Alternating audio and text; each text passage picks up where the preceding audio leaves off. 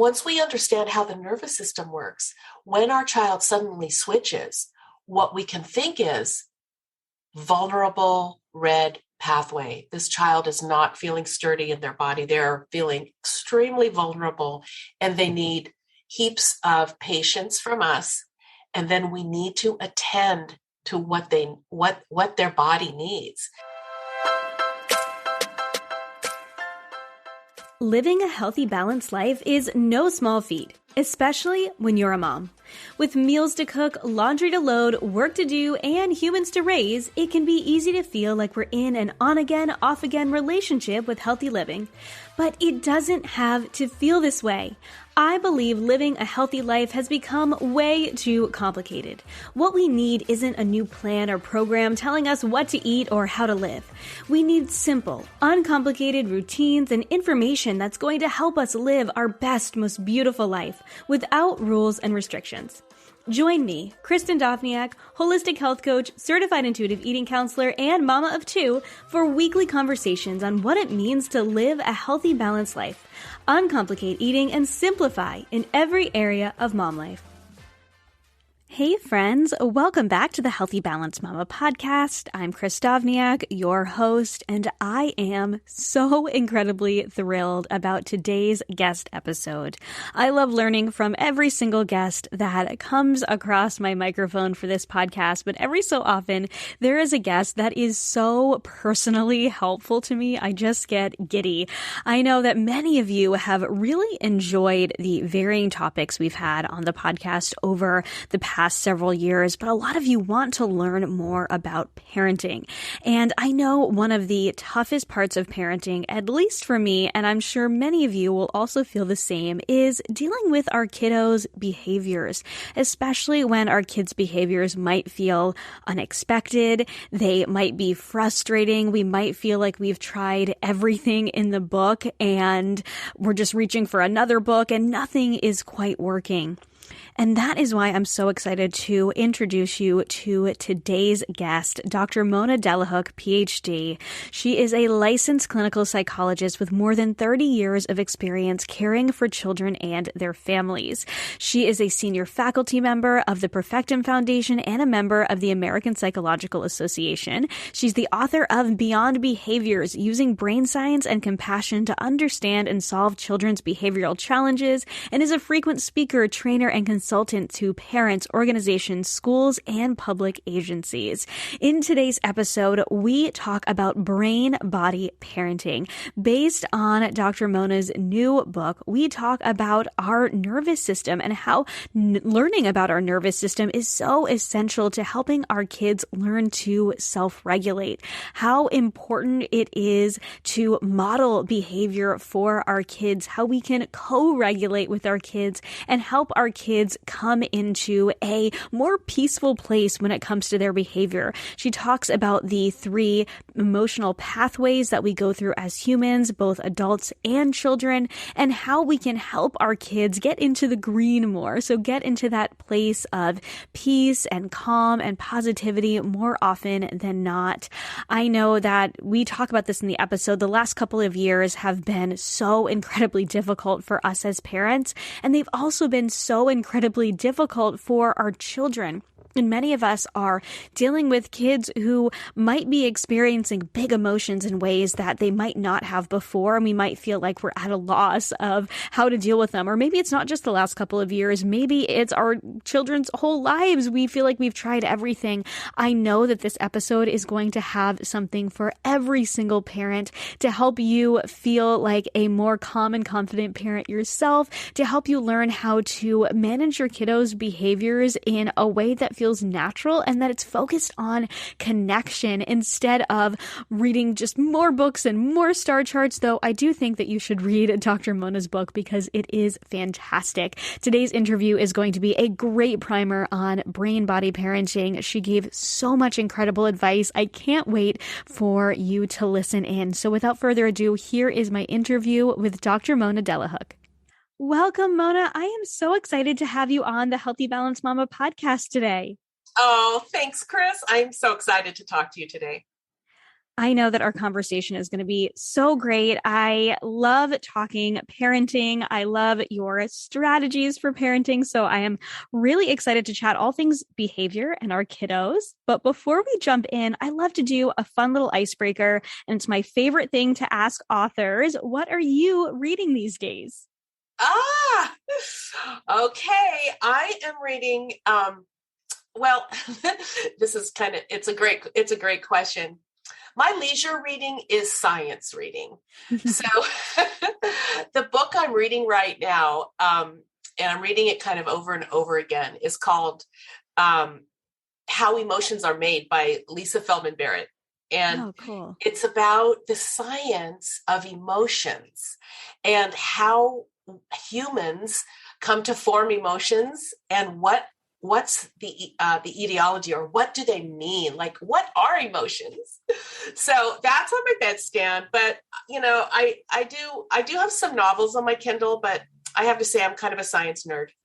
I love that. I'm a science nerd too. I love reading for pleasure, but I also find it pleasurable to read for information, to learn and to grow. And so, one of the reasons I love having a podcast is I get to interview so many incredible authors and learn, on a consistent basis. So it's just a perk of what I do. So I totally understand. That's great. Kindred spirits. Yes.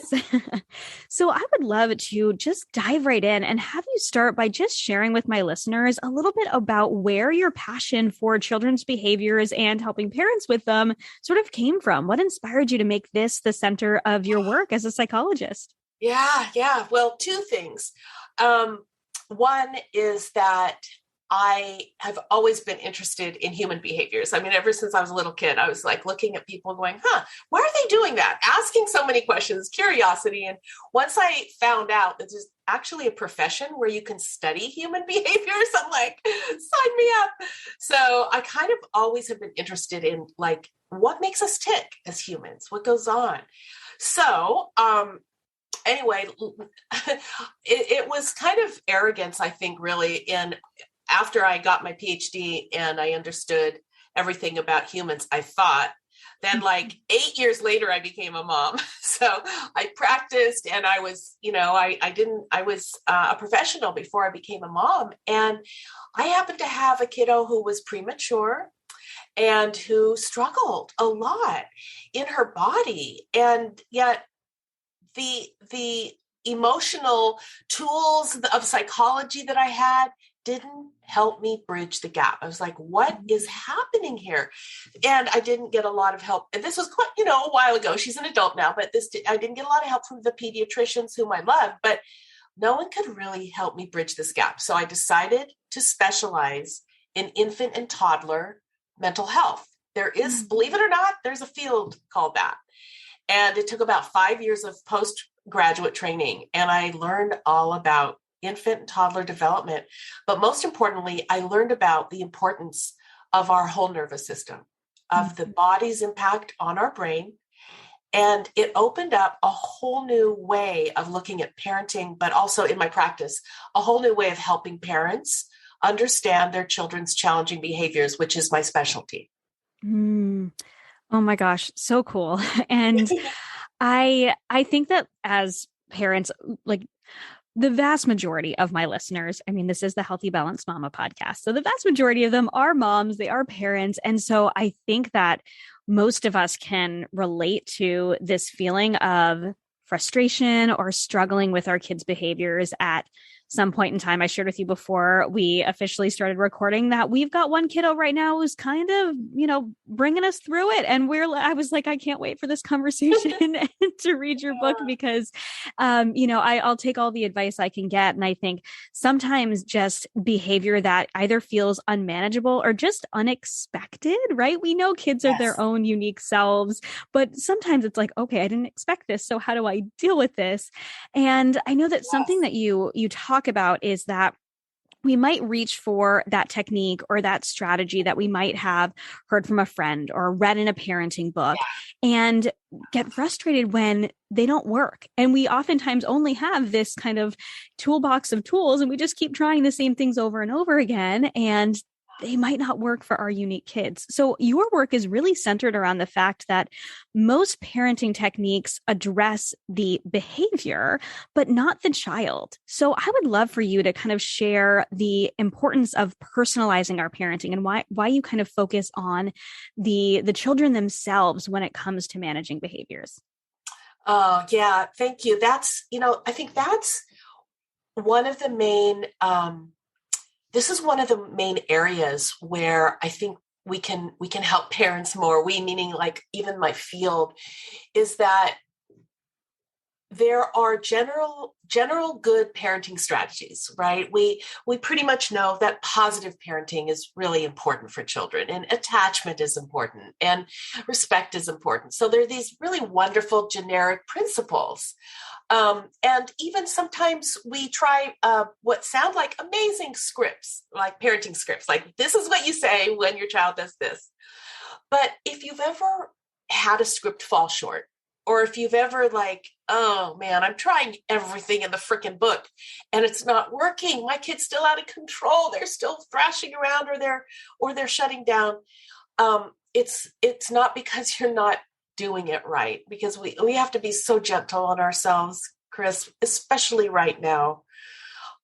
I'm sure, as you know, because you deal with health, overall health for mamas and daddies, and our physical and mental health has never been this compromised, really, in modern history. And because of all the stresses of the pandemic, on top of the stresses humans faced before that. Mm-hmm. So if you're in that situation where you are trying things that may have worked before and should work, don't get down on yourself like you're necessarily doing something wrong, first of all. And when I talk about customizing or personalizing our parenting, this is what I mean. We know that human beings have something called nervous systems. And basically our nervous system is that brain and body connection. So we're never just a brain or a body. Our brain and body are connected. Mm-hmm. And one of the main routes that connects us is subconscious. We're not aware of it. It's our autonomic nervous system. It keeps our heart beating. It keeps our food digesting. It tells our body when to move, when to conserve. And it's all goes on underneath the hood. It all goes on like outside of our awareness. And our children have nervous systems too. Now, so I call that a platform. Let's just think of it as the platform that launches all human emotions and behaviors, is our brain and body.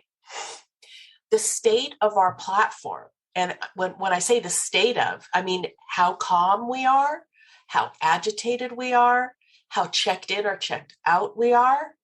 And this is not in our mind, it's in our body. The state of our nervous system launches our children's behaviors. So we can't really manage the behavior until we know what state their nervous system is in. And that's the first step. And in the book, I talk about three main pathways of our nervous system, and how you can, first of all, determine which pathway you and your child are on. Because if we're in that agitated, I call it the red pathway, the fight or flight, the sympathetic nervous system, which urges the body to move. It urges the heart to beat faster, the thoughts to race, the eyes to roam, the body wants to move. We may feel agitated. Our children may be what we would describe as a tantrum, or kicking or screaming, or that is a state. That's a physiological state. That's a body state. And now we know that we can determine how to help our child's body calm down before we start to lecture them or talk to them and get the deal going, get the bath done or the hair washed or the food, until we can't really do that until they're calm enough in their physical bodies. That's so fascinating to me. It makes so much sense too. 'Cause I understand that the brain and the body are connected, but I don't think we think of it like that, or at least I don't, or I haven't when it comes to my kids and it comes to their behaviors. And I think sometimes our kids have, or I am speaking for myself here, but sometimes my kids have reactions, like I said, that are sort of unexpected. You're like, whoa, why are you, why are you Yes. reacting this way to this seemingly small thing that I asked you to do? You just said hair washing, and that was like a trigger for me. Okay. That is an event in our house. And I've got two girls, they both have long hair, and it's a thing. It's a And thing. so sometimes, and sometimes it's not that big a deal, but sometimes it is. And it's really hard to get them down from that point. And so I'm curious, I would love for you to kind of dig a little bit deeper into these three pathways. I'm kind of curious. So I've read some of this in your new book, but is it that our kids are naturally more inclined to one of the different pathways? Or is it that, they can kind of, I'm assuming, we all, I know you explained this too, that we all kind of move through each one of Yes. those because we're all Yes. dynamic beings, right? But Right. is it that they're sort of more bent towards one pathway or the other? Well, that's like the $64 million question. It's a great question. And actually, I don't think so. I think there's always this aspect of what we come into the world with. So we have our genetic loading, we have our constitution, right, which is more than just our genetics, but our prenatal history and a whole like array. It's so complex of things that create who we are. Now, I think we are born with tendencies. So like I mentioned to you, one of my daughters was born with a tendency towards extra reactivity to certain types of sounds, for example. Mm. Every single child, not just preemies, but every human has different reactivities to frequencies and volumes and pitches of sound, for example. This is the only way we know the world. So older research might have said, well, there are temperamental styles. There are overly sensitive humans and things like that. But I don't see it that way. I see it as how our nature is nurtured. Mm. And if I would have known about my child's individual differences, because I was like, as you said, we don't really think about these things. We don't really think about what pathway our child is in. We tend to think that once our child can walk and talk and reason with us sometimes, that they're in their head. We're cool. We can talk our way out of this. Even if they're 3 or 4, it's very tempting to think that they are like us. Their emotional development is kind of like us because it seems like they are. But what I explain that in the book is if you're struggling with your child's sudden behaviors that come out of the blue and you're like, oh my gosh, what just blew you up like that? It's if we can really expect that in toddlerhood, and we can expect it on and off through our lives, that this expectation gap we have that children should be able to have self-regulation of their emotions and behaviors pretty much by the time they can walk and talk is what we call the expectation gap, because it's a very long process. It's a very long process that continues actually through early adulthood. So, but let me just describe these pathways to you really quick. And it's a gross oversimplification, but the neuroscientists that I study with are fine with it because it works. It works as a model for our parenting. And so I talk about them in colors. We don't need to know the scientific words for them, but the green pathway is basically where we're calm, where our bodies are calm. And these are for human pathways, not just for our kids, but for ourselves. We are feeling not too revved up, not too slowed down. We are feeling alert, optimistic, able to wake up and do our job, just kind of that calm state where we can learn. For our kids, you can see it on their body. They're relaxed in their posture. Their face might be neutral, but may have smiles. Their eyes kind of crinkle up, and they can be positive and joyful. They can play, or they can just be studying and quiet or reading. It's kind of like that wonderful state for parents where kids are not like totally out there up and, running around the house like a whirling dervish or asleep or checked out. So it's this nice green pathway that is called our social engagement system. It's where humans cooperate. It's where they learn the best. And this is also where we can ask our children to stretch and learn new things. Now, as you said, as we all know, we are not robots, and life presents challenges at every minute of the day. So we have this red pathway that goes on outside of our awareness if our bodies detect some sort of threat.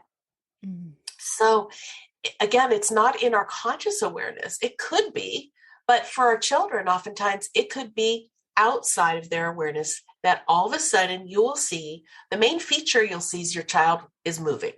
They may be moving their mouth. They may be yelling or screaming. They may be wanting to run away from you. They may be agitated. They may be crying, red-faced, sweaty nose, saying things that hurt our feelings as parents, and you often, a feature of this is that when they are in their red pathway, that it happens really quick. It seems like a switch gets flipped really quick. So you may have an experience of your toddler, like even doing something fun, like they're in the bathtub playing with their tubby toys. And all of a sudden they are like, throwing things and wanting to get out. And you're like, whoa, slow the boat. What's happening here? But something happened in their body's perception. And that could be, it's invisible to us, but it can be an array of things. It could be a sensation. It could be something like say they have a diaper rash and the kind of soap you used all of a sudden is causing pain that they're not really connecting to, but their body is aware of. So they're in the red pathway. Or let's say they have a thought that pretty soon they have to go to bed. And that thought, it's like in their consciousness, but not really, because if they have separation anxiety, that means, oh no, I have to say goodbye soon because my bath is now and bed is next. So it's this shifting of states that drives parents nuts in toddlerhood because we are exhausted and it takes a lot of patience, and it's really hard to believe that a child's not doing this on purpose, that they're not just being fussy. And I speak from experience, that it's so easy to, again, fall into that expectation gap. Like, oh my gosh, you've done this 1,000 times. Why can't you do it now? It's a normal parental feeling.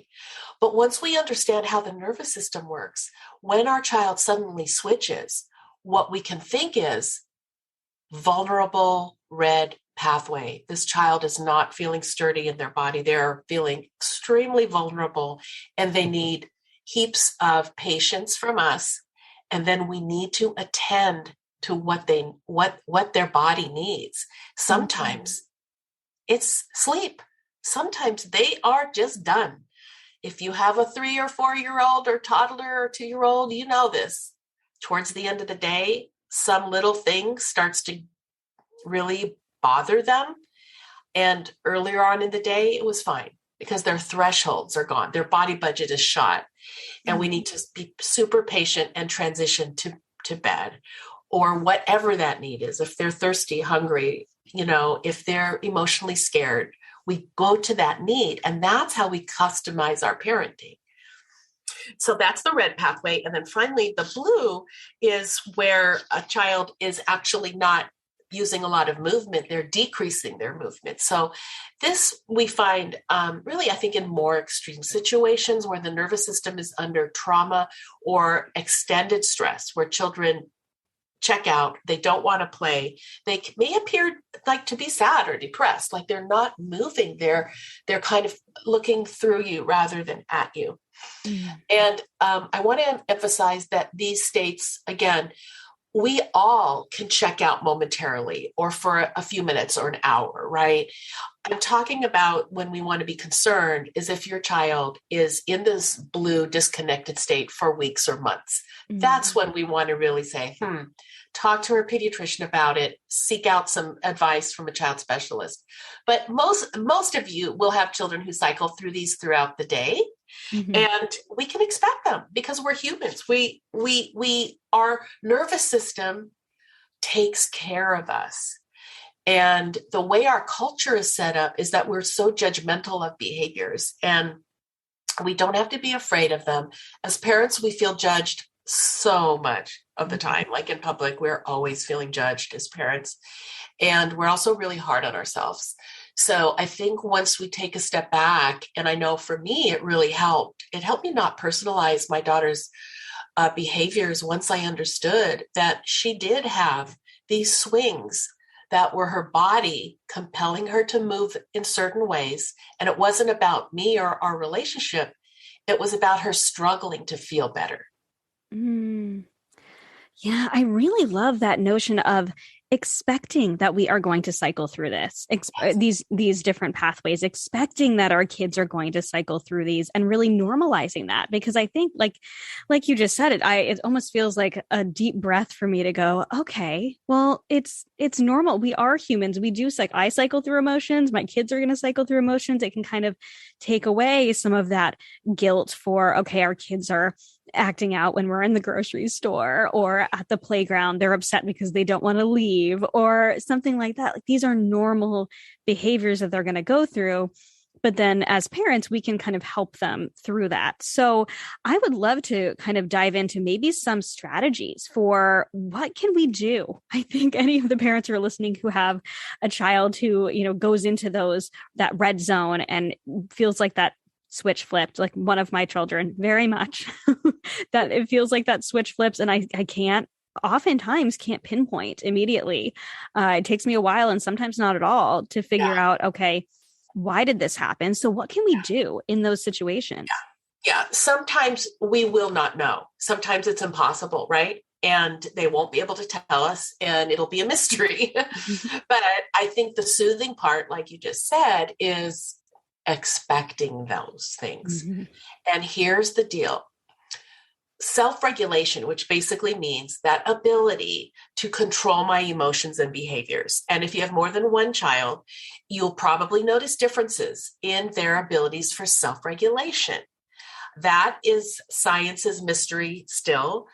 Researchers are trying to figure out what component parts make a child relatively more self-regulated than another. We don't know. There are differences, but we don't have to worry about that. But what we can do, the technique and the tools that we can use, is this formula.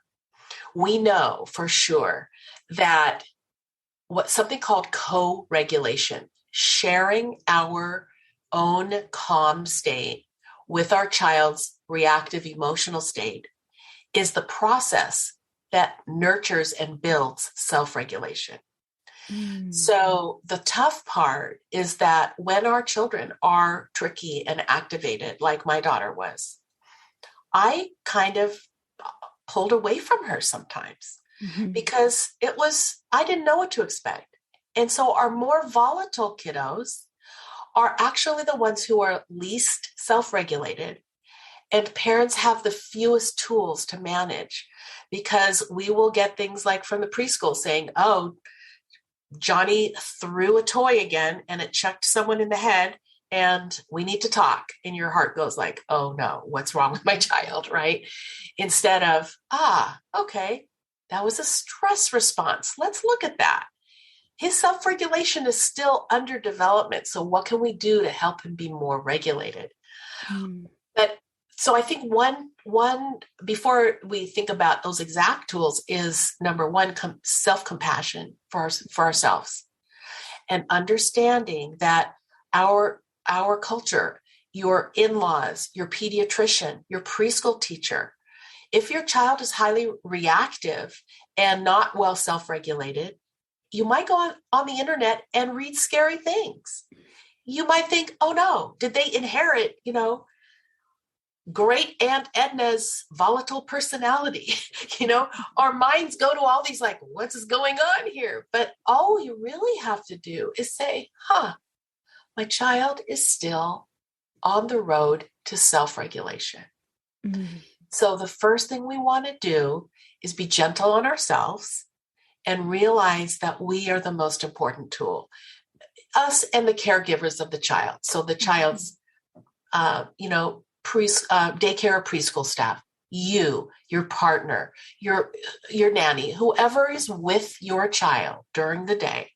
If you have a child who is cycling into the red more than not, if they're not living in the green and dipping in the red, and remember, we have to expect that toddlers, kids from birth to 5, well, all infants are going to be just red and green. They're 100% dependent on us to help them stay calm and green. But toddlers, as they age, they're still going to need our emotional support. And once we shift the lens from thinking about, I have to discipline the child and set limits to teach them how to self-regulate, okay, that's the older paradigm. The newer paradigm is, I have to use my relationship to co-regulate to build their muscles of self-regulation. So how do we do this? The best way to do this, really, the most developmental way, and what the research tells us without much of a doubt, is that playful interactions build self-regulation. So if you're a parent, I'm saying this, you're like, oh no, just add one more thing. I can't add one more thing. It can be microseconds. It can be 5 minutes a day. It can be during bath time, during dinner time, during lunchtime, when a child starts to get a little bit, they're heading towards red. And then you have a playful interaction where you share your green with them. Oh my goodness, that plate, that was the wrong plate. You thought you were going to get the Mickey Mouse plate and you got the brown plate. Where's that Mickey Mouse plate? And all of a sudden the child might be like, yeah, Mickey Mouse. And they're talking to you. So we're zapping that, we're normalizing what we think might be bothering them. So that was one example. But, let's just say, use the bath example. All of a sudden, it comes time to rinse the water out of the hair, and you see them start to accelerate into the red. We can use that information to mirror what's going on. So sometimes witnessing is very powerful. So we can go like, problem. I see this is going to be a problem. Oh, sweetie. Mama's here. Daddy's here. Hey, would you like to hold the cup and pour it over your head? Or maybe Mr. Dinosaur can help us. I mean, there's no way I can tell you exactly what's going to work for your child. But the point is, we stay high. Yeah. We stay positive while they lose it. That's called co-regulation. And once we understand that a child that flips into the red isn't a disciplinary problem, but a regulatory person who needs support, who needs our nervous system to share our calmness in order for them to build calmness, I think it's the hardest part of parenting. This is why we have to have such great self-care. And I love all of the podcasts you do on that. Like, we are a tool. We legit matter. Yeah. Because we're not going to be able to stay and offer that co-regulation that little humans need without feeling somewhat okay ourselves. And that's the kind of support I like to give to parents in my blogs and in my books, just to say, there are the things you can do, but please, overall, be gentle on yourself, because this isn't hard. This isn't easy. Parenting toddlers and parenting little kids and parenting children with challenging behaviors, it's not easy. Mm-hmm. But they get better. They get better over time. And I've seen that for 30 years. I can say without any hesitation that there's always hope. There's always a way to help a child's brain predict that things are going to be smoother. And that's the joyful part. When you're in it, it feels like it's going to last forever, but it won't. Yeah. Actually, it's funny as you're saying that. I'm thinking of, I was definitely the child who definitely reacted quickly, was in the red often, was the more volatile, Mhm. the child who just reacted. And as I've gotten older, I've learned how to self-regulate and I've learned how to make myself calm. And I'm like, wait a second. Think back to Helping other people do that. Isn't yes, it wow. beautiful? It's Yeah. actually possible. And it is, it's Yeah. encouraging. It's encouraging to hear that. And it was really encouraging for me just hearing you say, it is normal that we have that our kids might be different. Because I do have one kiddo who is much more reactionary than my other kiddo, who even though, well, I won't say which one is which, just in case they listen to this when they're older, but Right. they're different ages. And so, I, at the same age, I sort of expect them to have similar behaviors. And interestingly enough, they don't have similar behaviors to the other one. And so that they're just a little bit different in that way. And so needing to, find ways that work for them in, at their different ages, their different developmental levels, their different levels of self-regulation. It's Yeah. really interesting and encouraging to go, okay, it's not something that I've like, I've done this wrong with this one and this right with the other one. It's just about learning what works for each one of them. Hey friend, interrupting this episode with a quick message from our newest partner. I know that as a mom, it can be easy to throw on the same pair of leggings and t-shirt every day and call it a day. And I have nothing against a good pair of leggings and a solid t-shirt. But I know I feel better when I feel a little bit more put together. And something I've learned is that one of the simplest ways to upgrade an outfit and make you feel good as a mom, even in the simplest of outfits, is some great jewelry. Jewelry always fits, and it always makes an outfit that much more special. But I know it can feel like an expensive upgrade, which is why I love companies like Ana Luisa, who have beautiful, high-end jewelry at mom-friendly prices starting at only $39, with a mission to help the planet along the way. Everything from the eco-friendly, carbon-neutral packaging to the jewelry itself is beautiful and feels luxurious when I go to put on my jewelry in the morning. I recently chose a few pieces to uplevel my daily outfits, and let me tell you, I am obsessed. You might have seen me on Instagram wearing my adorable gold mama necklace, which I wear on the smallest setting, so it's almost a choker, usually layered with another gold necklace, as well as the adorable gold huggy earrings, which are tiny hoops that fit closely to my ear, so I don't have to worry about them falling into my food when I'm cooking. I honestly wish I had a pair of them when my kids were really little and loved to grab at my dangly earrings, and I swear I didn't wear earrings for years. And finally, I have loved the trend of wearing several rings on different fingers for so long now, but I didn't have any rings and I didn't want to invest in crazy expensive rings, which is why I love Ana Luisa's price points, and their beautiful dainty gold Sierra and Stephanie rings are perfect. And they're giving Healthy Balanced Mama podcast listeners an exclusive 20% off discount so you can go shopping too. Go to shop.analuisa.com/balancemama to enjoy 20% off their entire site. That is shop.analuisa.com/balancemama to enjoy 20% off the entire Ana Luisa website today. I will put links in the show notes so you can shop really easily.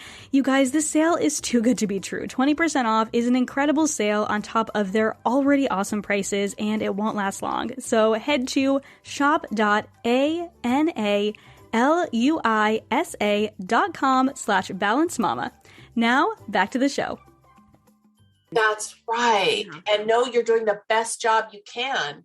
But each nervous system is different. And that's why we have to think about customizing to each child, because development doesn't happen by age. It happens by stage and by each person's personal timeline. And so, yeah, that's really cool that, you experienced in your body what it was like to have high reactions. And look at you now. I mean, look at all these parents you're helping.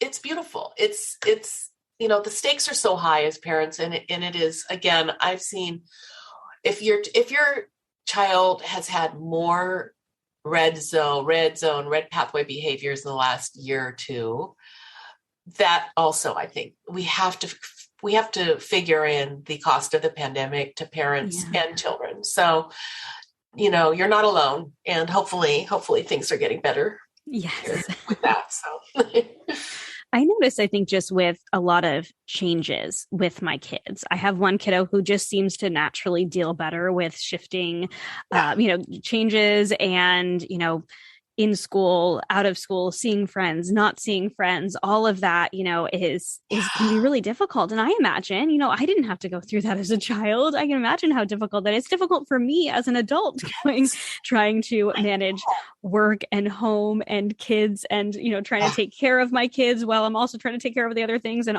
there's also a global pandemic happening. So oh my gosh. kids, yeah, yes. I can only imagine how hard it is, and that it makes it, it might make it harder for them to self-regulate, and because they've never experienced this before, just like we haven't as parents. So needing to, I love that you really emphasize self-care for parents, and how, because I know that that's another area that I have noticed very much in myself. The better I take care of myself, even something as simple as making sure I wake up a little bit before the kids, so I have my time to sip my tea and journal in the morning. It's my favorite thing to do first thing in the morning before the kids get up excited and jump all over me. And we've got to, get through the school routine and all of the things that may or may not go well, depending on the day. I know that I definitely feel like it's easier, even if one of my kiddos has some sort of a reaction, if I've already taken care of myself. And so I'm really glad that you bring that in. You encourage parents in that way too. Yeah. It's so interesting how it sounds like common sense on one hand. On the other hand, I've talked to a lot of parents the past year that roll their eyes when I say self-care, because it also sounds kind of ridiculous, especially parents who are working during the pandemic, two full-time jobs, mothering and another job, or parenting and fathering. So, but it's like human beings, we share the state of our nervous systems. We have this thing called mirror neurons. We have emotional contagion. There are things that happen that when we're in the room with another human, that we transmit our state. Mm. And I don't emphasize this as much, even though there's science. I don't emphasize it because I think sometimes we do not need more pressure as parents. We definitely don't. And so I don't want parents to think, oh no, my anxiety or depression is going to hit my kid like a ton of bricks. That's not what it means. For me, what it means is we matter. Mm-hmm. Our well-being matters. And so I think there's a biological drive to take care of our kids over ourselves. And I know that may be a projection of what I experienced as a mom, but I felt like my major energy went towards taking care of them, my work, and then myself at the end. And I think for some, especially moms, because these are our cellular beings. I mean, going through pregnancy and birth is it's so profound. We can barely put our minds around it. And so I think we just have to be reminded that we do matter, and that patience and that extra flexibility, the resilience, the helping a child manage a tough emotion. We really can't do that. We really can't pour from an empty cup day after day. We certainly can for a while, and we do, but now we're going on a couple years of stress. So the more you fill up your own cup, the more your child will benefit. It sounds counterintuitive, I know, but it's kind of cool that we matter, that our health matters. And science is also showing us that in your 40s and 50s and 60s, when chronic illnesses start to crop up more, that those people who have taken the time for self-care have less inflammation in their body, right? Mm-hmm. And they have general cellular aging that is lower than some people who run on a chronic red zone deficit. Mm-hmm. Moms there was a study on moms specifically who had children with extra needs, special needs, and they were found that their cellular aging was actually ahead of their chronological age. Oh, wow. So our cells, our telomeres can actually age beyond our chronological age. Mm-hmm. But the cool thing about that study, they did a follow-up, and the group of moms who did some modicum of self-care, I think it was 15 minutes of mindful meditation a day and one other piece. It may have been a movement. I forget, but their telomeres got longer, and their cellular age decreased. So that's how cool self-care is. Yeah. When I read that study, I just really went to town on learning, on making time to do stuff I love. Like you love to journal, and, I love to just take walks and feel my feet on the ground for a few minutes at a time. All those kinds of things that ground us to ourselves actually helps our cells feel better in our bodies. It's crazy. It's so cool. And if you think about it that way too, the more we take care of ourselves, the more we're going to be able to be there for our kids better, longer too, right? As they get older, right? It's not like I know that for so many of us, I hear from a lot of moms that it's just sort of getting through those early ages, right? We're going to get through those toddler years, which are so hard. And I know I've even said it myself. My youngest daughter is 4 now. She loves to talk about turning 5, even though her birthday's 9 months away. She loves to talk about turning 5, but she's 4, almost 5. And we're kind of getting beyond that toddler age. And in some ways, things are a little bit easier because they can, in some ways self-regulate a little bit better. They can just understand a little bit better. And so we can communicate a little bit better. And so some of those early, there's no diapers to change, things like that. In some ways, it's easier, but in some ways it also gets harder because there's, just different challenges and different stages. And I think that notion of just getting through those years, getting through those hard years, and then we end up at this place of almost like parenting burnout. It's like, okay, our kids are school age now. And now we're like, wait a second, we still need to parent. We made it through. We made it through the hard phases, right? Oh, it's so true. And the basic survival of the first year or two. I mean, we're talking a sprint, the lack of sleep, the visceral, can I even get up right now? I mean, the first year, it is buckle in. I can't wait till this is over, and then there is hopefully a little bit of a lull once children are sleeping better and stuff. But you're right. This parenting journey morphs. It morphs in amazing, amazing ways. But I think the emotional skin in the game is always there. Yes. Even when you have adult children, as I do, they're always your children, and that emotional tie. So if we can nurture those relationships early on, that's the kind of like the bonus, the reward is once your children get older, then you'll always be the parent, but you're also kind of friends too, and confidants. And it's amazing. It's an amazing journey. Yeah. Oh, I love that. Well, one other question that I have, and I want to get your, advice on is when we start getting beyond those early years, those toddler years, those early elementary years where our kids are starting to get a little bit older, they're starting to be able to, depending on what stage they're in, self-regulate a little bit better. Yeah. How can we help our children to just continue to manage those behaviors?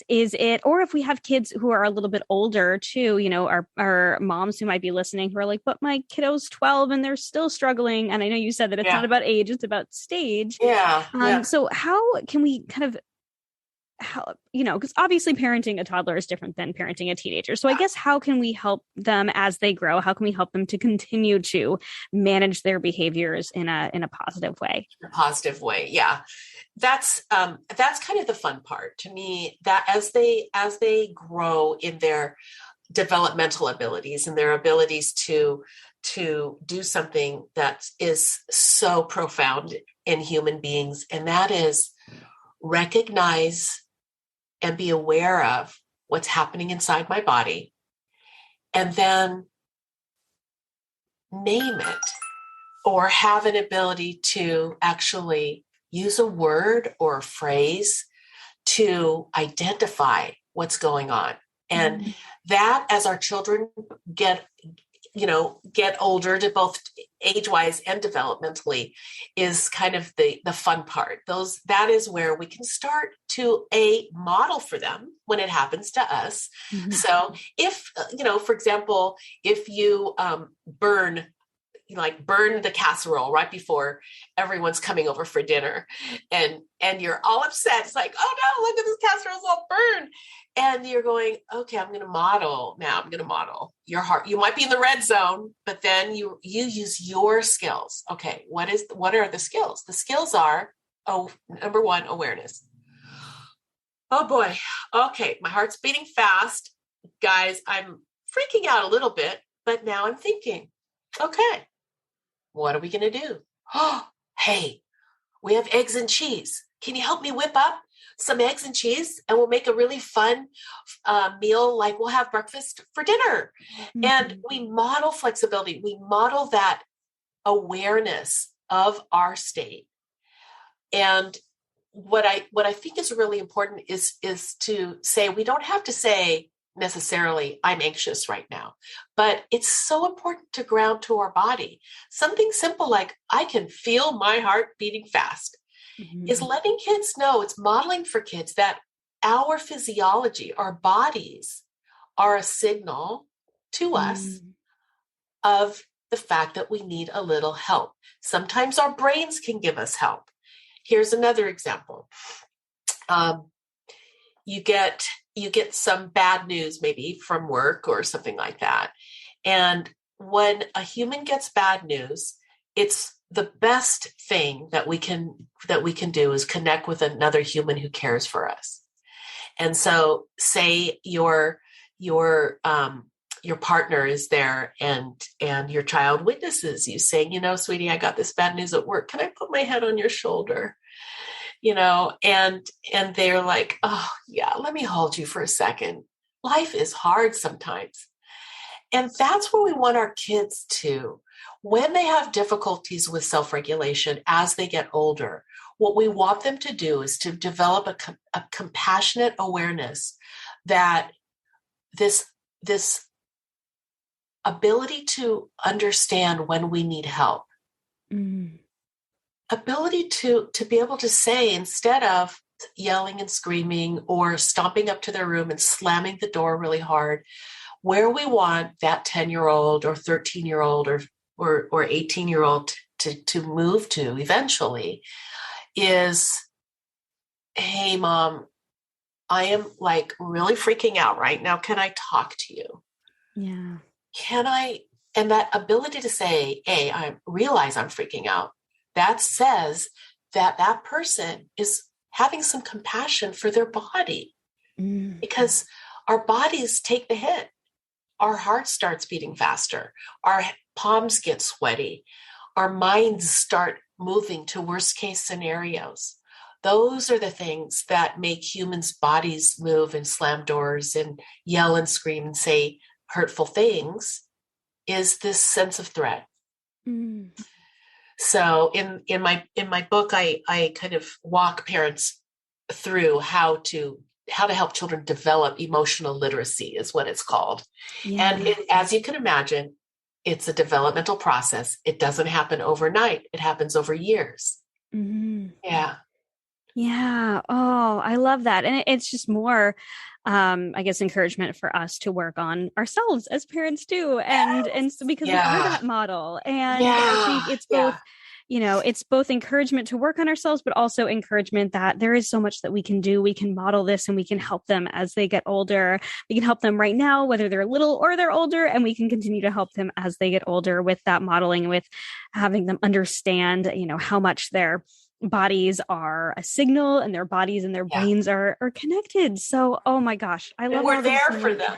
Yeah. Yes. Yeah, absolutely. Yeah. And I guess I'll also say one of my favorite tools, as well as my children aged, was just witnessing and presence, because sometimes it's really hard to witness our child struggling. And when one of my children was having those blue pathway, like kind of checked out, I knew they were suffering, but talking didn't really help. I just started hanging out in their room. I would bring some of my work, or I'd bring a scrapbook, and I just sat there with so much compassion in my heart because I knew they were suffering, but I didn't talk. And at first they're looking at me kind of going, why are you here? And I'm like, you know what? I missed you today. You're in school. I missed you. Can I just hang? Yeah. And the first couple days is like, you are weird, Mom. But sure enough, after a few days, she sat closer and closer to me. And at the end of a week, it was like tears. Can I tell you about my friend group right now? Can I tell you about what's happening at school? Or can I put my head on your lap? And that's that power of just being present with our older children too, because we don't have to crack them open and make them talk about their feelings. If we are present enough, just like what you just said about feeling well enough ourselves, feeling stable enough ourselves, and taking care of ourselves when we worry about our children, and getting help if we feel like we need our own help to stabilize based on our own mental health and our own anxiety, which is like so important as parents to get help when we need it. That presence is so powerful. It's very powerful. Yeah. Yeah. So our kids feel safe with us, right? So they feel safe to actually talk with us. And I love that. And that's, I think, probably, ultimately, if I think about, okay, as a parent, what do I really hope for my kids? And I just hope that they'll come to me, right? If whatever they're going through. And so I love that these are all strategies to make them feel safe, to make them, feel connected enough to you that even if it takes some time, even if it's just you being present and sitting there, that eventually, hopefully they'll open up to you, or they'll at least know that you're there and they'll come to you if they need it. So yeah, it's a good message. Oh, I love that. So as we start to wrap up, do you have anything that you feel like we missed? Any last pieces of wisdom or advice or something that you want to pass on to the parent who might be feeling frustrated with their children's behavior? I know you've given so much to us today. Like I'm so excited to share this, but is there anything else you just kind of want to share with that parent? Oh, thanks. First of all, I would say, just from an intellectual level, remember that behaviors are just the tip of the iceberg. So if you can visualize that iceberg and see that what you're seeing, those behaviors are signals of something deeper. And it's usually something deeper that human connection can solve. So hopefully that'll help you feel less pressure in, do I have to teach my child or discipline my child or get a better sticker chart going? You can take that off the table and think, okay, I can do this. I can see this. This doesn't mean I'm doing something wrong. This doesn't mean I'm a bad parent. My child's suffering. They're not me. And I can be present. I can be there. So be gentle on yourself. And especially if you're a mama, because I know we're hard on ourselves as mamas, just be gentle on yourself and know you're not alone. You might feel alone. This pandemic has created so much aloneness, and we have less ability to anchor with other people. But the way we do that is through self-kindness, self-compassion, and that is very fierce and that is strong. And overall, just plug into that strength that I think we have as parents. And I just wish you well. And thank you for listening. Oh my gosh. I love this. It's so freeing to hear that it's not about one more sticker chart or finding the next best solution. It's about connection and really and modeling that for our kids. So, oh my goodness, I've loved this so much. So can you just share a little bit more about your book, Brain Body Parenting, and how it can, further help the parents listening to better connect with their kids and help them with their behavior? Oh, thanks. Yeah. Well, It's available, should be available pretty soon, depending on when this releases, but it's Brain Body Parenting. It's available on Amazon and Barnes & Noble, all sorts of different independent booksellers. And you can find more information about it on my website, monadelahook.com. And yeah, join me on Facebook and Instagram, Dr. Mona Delahook, and I try to share useful tidbits as we all kind of join together to try to support our kids, support ourselves, and have a meaningful life and build resiliency for our kids and ourselves. Yes. Oh, I love it. So we'll put all of those links in the show notes. I believe your book will have just come out when this airs. So they'll be able to go and get your book and connect with you on social media. I have absolutely loved this conversation. This has been so personally helpful to me. I know that this is going to be so helpful to my listeners. I appreciate you taking your time. I know you're still seeing patients, so taking time out of your busy day, I appreciate it so much. It was a joy. Thank you so much for having me, and take good care. Thank you so much for listening to this episode of the Healthy Balance Mama podcast. If you loved it, would you take a screenshot and share it with a friend over on Instagram and tag me in it? It helps me so much to know what you love and are taking away from each episode. If you really loved it, would you hop over to iTunes and give me a star rating and review? Every rating and review helps this podcast be seen and heard by more women who need to hear the message of balance and wellness without deprivation. It's the best free gift you could give me.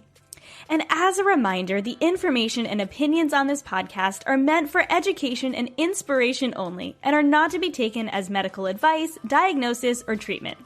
Please consult with a trusted practitioner before making any changes. Have a beautiful day, friend, and I'll see you in the next episode.